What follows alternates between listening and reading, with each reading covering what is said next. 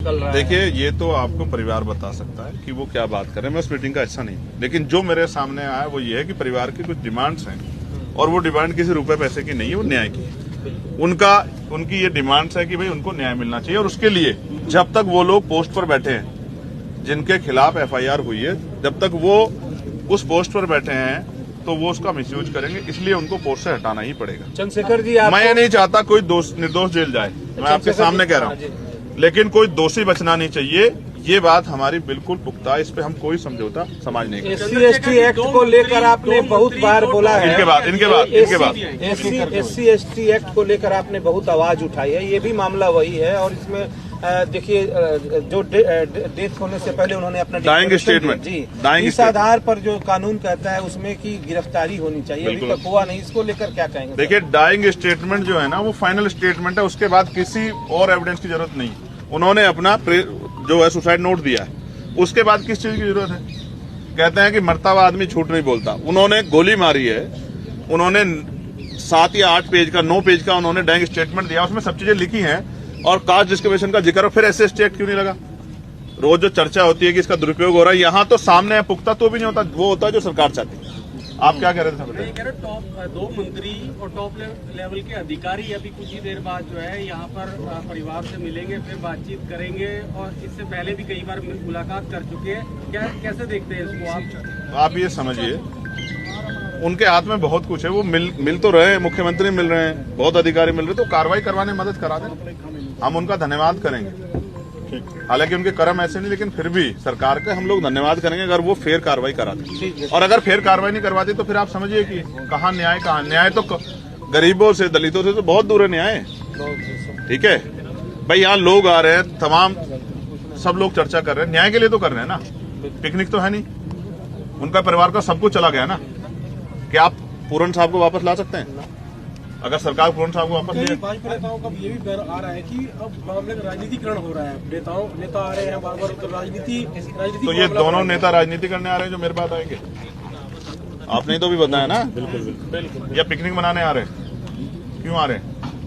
राजनीति करने। अच्छा, बेटियों से कोई बात हुई है तो बेटियां क्या बोल रही हैं? आपको कुछ बोला होगा उन्होंने? जी, मेरी बात हुई और मैं आपको बहुत जिम्मेदारी से बता रहा हूँ, उनका सब कुछ उजड़ गया है, उनके मुंह से आवाज नहीं निकल रही है। मुझे नहीं पता उन्होंने कब से खाना खाया नहीं खाया है, पानी पिया नहीं पिया है। एक बेटी तो ऐसी जिसने 1 साल से अपने पिता का चेहरा नहीं देखा है, और क्योंकि अभी मोर्चरी में वो वहां तक भी नहीं जा पाए हैं, इससे ज्यादा संवेदनहीनता नहीं हो सकती। अगर सरकार इतने दर्द के बाद भी नहीं सुनना चाहती तो हम लोगों को भी और हमारे लोगों को भी समझना चाहिए कि जो जिंदा रहते न्याय नहीं देते, सम्मान नहीं देते, और जो मरने के बाद भी सम्मान और न्याय नहीं देते, तो वो हमारे कितने हितैषी। ये हमारे लोगों के लिए बहुत बड़ा प्रश्न है, ये उनके सामने एक बहुत बड़ा चैलेंज है। और सोचने समझने के रोटी खाते हैं, अब भी नहीं समझेंगे तो कब समझेंगे? जब एक ADGP लेवल के अधिकारी को और उनकी जो है, अब जो उनकी पत्नी है, जो IAS लेवल के अधिकारी हैं, जिनका पूरा जो है, जो यहाँ थी भी नहीं, जापान थी मुख्यमंत्री के साथ उस समय सरकारी काम से, तो आप समझो जब उनको न्याय नहीं मिल रहा है तो गांव में जो मोली जैसे गांव में रहने वाले क्या दलित समाज किसी व्यक्ति को जिसको मारा पीटा जा रहा है, इसके बाद उसको न्याय मिल सकता है क्या? शर्म आनी चाहिए सरकार। रोहतक की SP को हटा दिया गया पद से, लेकिन परिवार की जो मांग थी गिरफ्तारी की वो नहीं हो पाई। इसका जवाब मुख्यमंत्री से मांगते। आप ऐसा मुझसे ऐसा पूछ रहे जैसे मैं मुख्यमंत्री हूँ और मुझे कार्रवाई करनी है। मैं होता तो घुटनों के बल होते सब। धन्यवाद। ठीक है, थैंक यू आप लोगों का। Okay, thank you. बता देना, बढ़ा लेंगे। ठीक, देखिए ऐसा है, पूरे देश में ये जो घटना हुई है, इस घटना को लेके कमजोर वर्गों में आक्रोश है, सबका ध्यान परिवार की तरफ। आज ऐसी स्थिति है देश में, कमजोर वर्ग का ना राष्ट्रपति सेफ है, ना चीफ जस्टिस सेफ है, और ना ही ADGP लेवल का अधिकारी सेफ है। और आज जो घटना हुई, मेरे आने का सबसे बड़ा कारण यह था, कल पंचायत रखी गई परिवार द्वारा।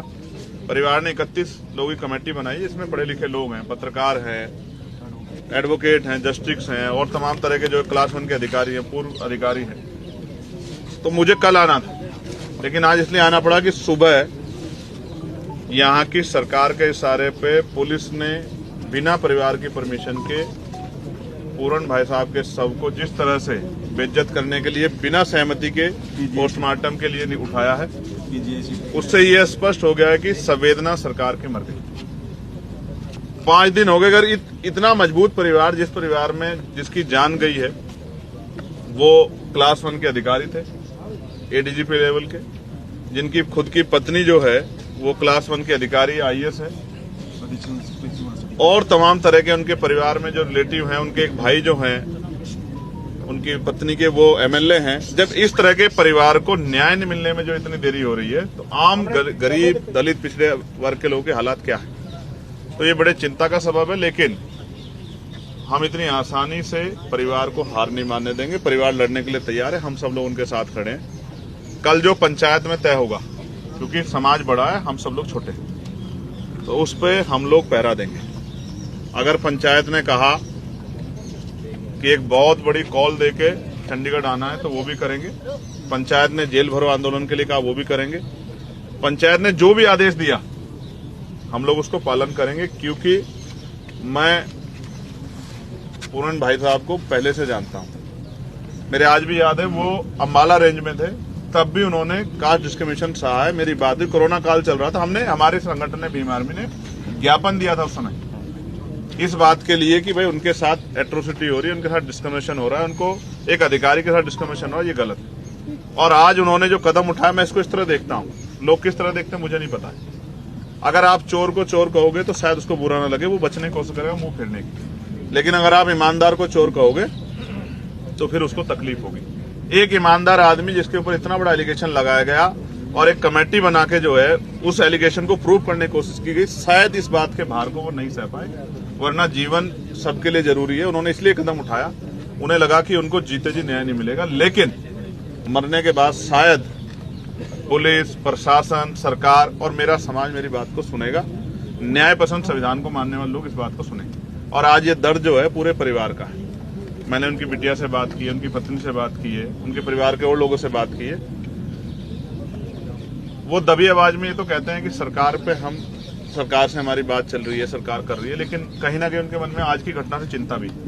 इसका जवाब मुख्यमंत्री जी को देना चाहिए कि जब मुख्यमंत्री जी खुद उनके टच में है और परिवार कुछ मांगे हैं, उन मांगों को पूरा किए बगैर किस तरह से आज उस बॉडी को, उस पार्थिव शरीर को उठाने का प्रयास किया। मुझे तो ऐसा लगता है हरियाणा में ट्रेंड हो गया है। चाहे गोविंद वाल्मीकि का मामला हो, चाहे हिसार में भी एक ऐसा ही विनोद वाल्मीकि का मामला था। 12-12 दिन तक, जब तक यहाँ पार्थिव शरीर सड़ नहीं जाते, तब तक यहाँ की सरकारें सुनती नहीं।